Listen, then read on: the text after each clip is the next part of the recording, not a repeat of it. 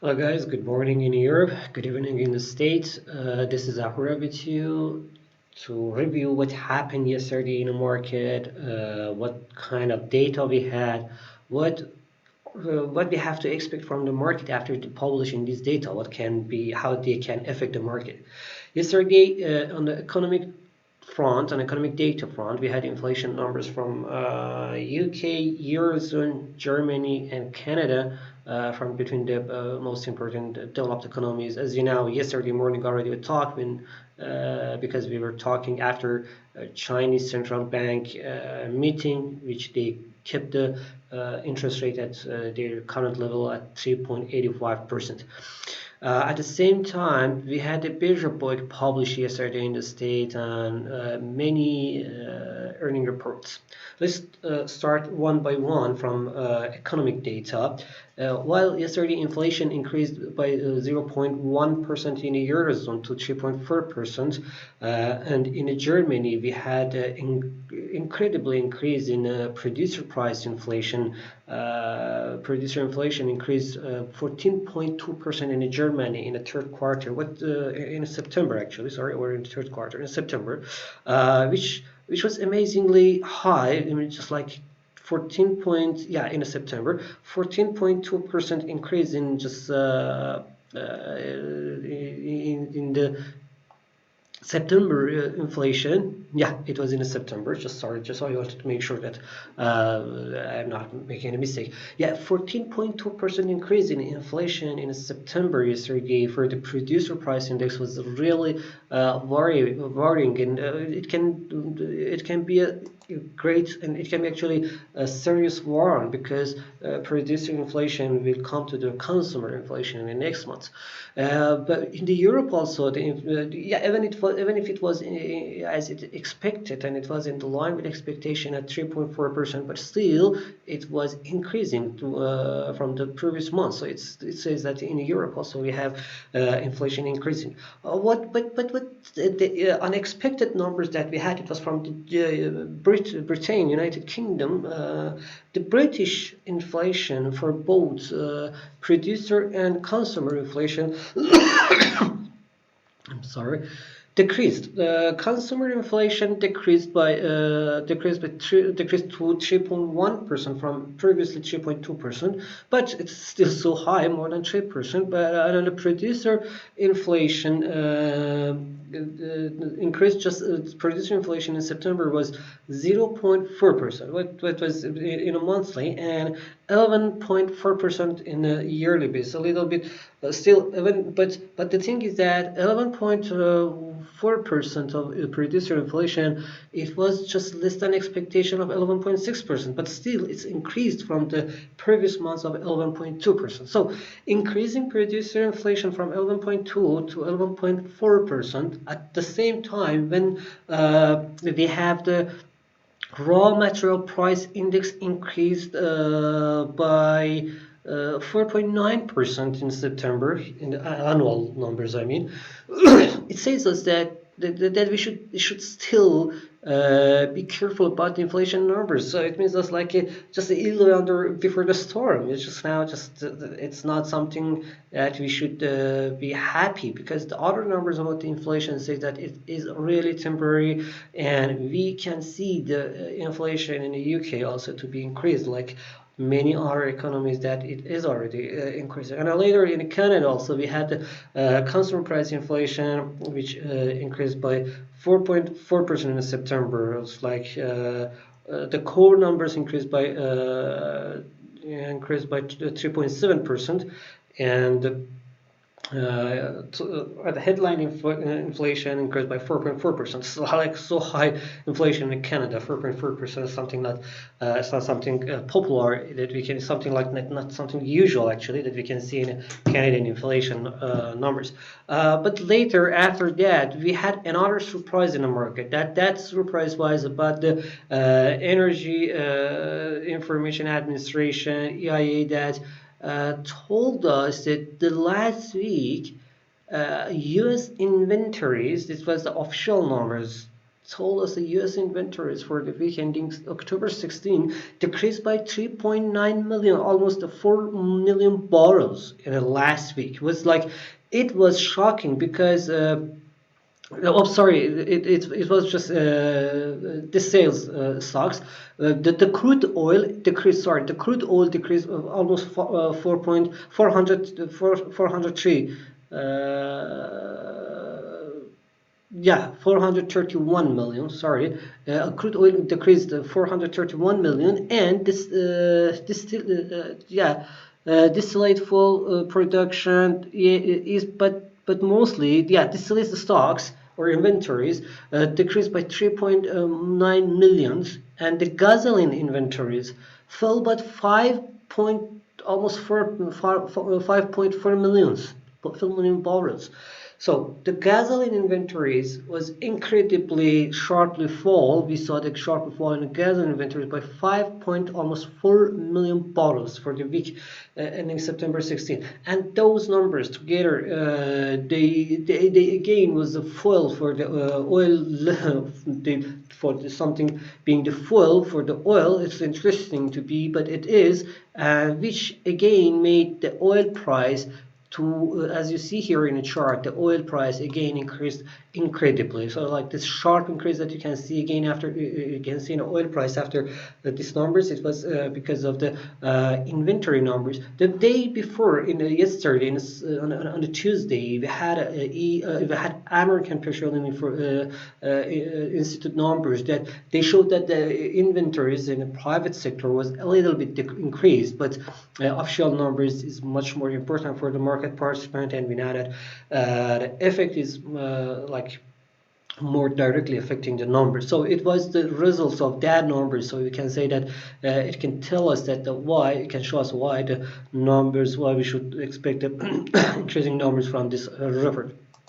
But let's go to the inflation. Let's go to the stock markets. On the stock markets, what happened yesterday that was also quite interesting, because like the Tesla, yeah, they bit the earning estimates, and they had a better earnings than expectation, even with the shortage of the blood chips, with the shortage of the chip shortage, and many other labor shortage, and blah blah blah. There are too many things. But at the same time, the company revenue was less than expectation, and the overall income of the company was not as good as it was expected. At the same time, IBA also missed the expectation for both revenue and earnings. So the little bit yesterday's numbers, yesterday's earning reports was not as good as it was expected. So that was the reason to see that, yeah, the S&P 500 and Dow Jones, they increased a little bit, and very just like but the Nasdaq eased. Just like, if you go to the numbers, let me check the numbers to tell you exactly what happened. Just sorry, yeah, the Dow and S&P 500, they increased by 0.43 and 0.37%.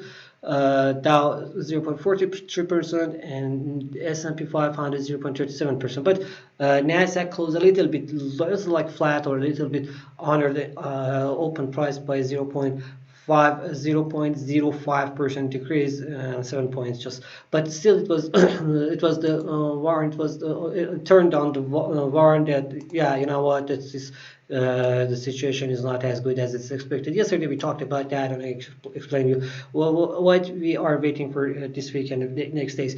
So with increasing, on the other hand, also we know that the inflation increasing. Yesterday, you know what? Yesterday we had also um,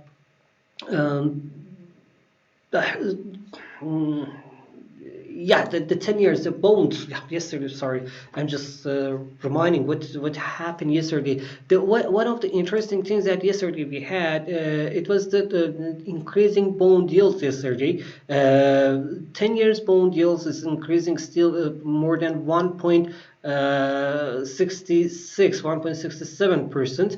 I'm looking after the exact numbers, what happened here. There was a very important analysis about that. I'm just looking if I can find it. That was quite interesting number that it could help us to see what's happening in the market. Anyway, the numbers telling us that yeah, the numbers. Anyway, I can't find it. Well, no, not there. I don't remember where did I read it. I can't find it. Anyway, this the increasing inflation, increasing inflation numbers for the bonds or the bond rates. We can say it was another reason for the tech stocks, for the Nasdaq and tech stocks to see them in a lower levels. US 10 years bond right now at the current moment that I'm talking with you is 1.662 percent, and it is still increasing, as you know, more than 1.6%. And before also we talked about, and I told that yes, the auction also yesterday we had for 20 years bond auctions. We didn't, the market didn't accept that as good as expected. So it was also another reason to see that. Sorry, but the bond yields increasing. So generally in a market, as we had in yesterday beige book, yesterday we had a beige book yesterday published. Even if it's not act or reflecting in a market, but reflecting the market so like directly. But what's important is that next Federal Reserve meeting will be like in almost 10 days, and this beige book report can affect the FOMC members' decisions. What we had yesterday, it was in a general. It says that the COVID-19 COVID-19 again affecting the market recovery, and in some places increasing numbers, infected numbers, really reflecting it's reflects. We can see it's reflecting the market. Actually, we can say let's say like that. And some companies, some areas, they are thinking about the mask wearing, or about some other limits that can affect the economic recovery as well. And the labor market, the shortage in the labor market is one of the most important points of the beige book that we can talk about. That the labor market, still we have a problem in the labor market. So many companies, they are still trying to increase the salaries and increase the bonuses to keep their employees. And this another what we had there. Yeah, this the other point that it was important in the beige book was that the movement between the jobs. That so many people, they're changing their job. This movement between the job, this changing the jobs, also increasing the labor market. Within next 2 weeks we will have the labor market cost. It will increase the numbers, and it's not something good for the inflation again. So it can again help the producer inflation to increase, and later the consumer inflation. So what we can see in the market for S&P 500, these numbers are not in favor of the S&P 500. So it means that we can see the S&P 500 in a lower levels, but at the same time these kind of the situation, US index again will start after a few days increasing. It will start recovering again, and we are expecting to see the US dollar index later today or tomorrow morning above 94 level. This increasing in the USD prices should cup the gold price, but at the same time falling in a stock market will increase the gold. So still again both reasons against each other. So the gold will be still confused around these numbers to find the exact reaction and the exact direction, which will be after next week earning reports. Another important thing in the market yesterday was the Bitcoin. The Bitcoin ETF, the first ETF BTC, kind of. I don't believe it's the first. It's kind of, we had this almost same thing in Chicago before, so it's not the same. It's the second actually. But it's like currently it's affect the market like emotionally. It caused the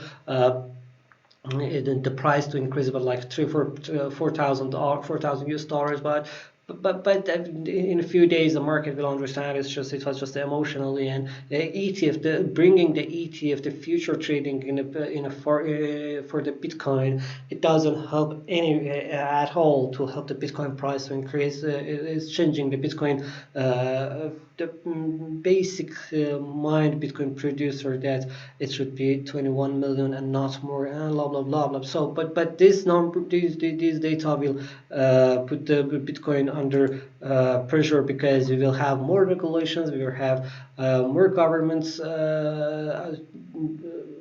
kind of the governments will take will they wanted to be out of the government, they wanted to be out of hand of the government, but the government will put its hand on the futures market, as it is by Guy Chancellor yesterday told that they're gonna control again everything, all the transactions as it is happening in the stock market and others. So the Bitcoins, the mindset that was behind the Bitcoin for this, for it's starting, so it's totally changed. Okay, guys, this was the so for the Bitcoin. That's why for the Bitcoin yesterday already. Also, I published the article about that. That's the reason that I'm waiting for the Bitcoin to see it in lower prices, maybe under even under 40 and 30K in next like 1 or 2 months probably. That's the reason. So another time when we are talking about just about the cryptocurrencies, I will explain more about that.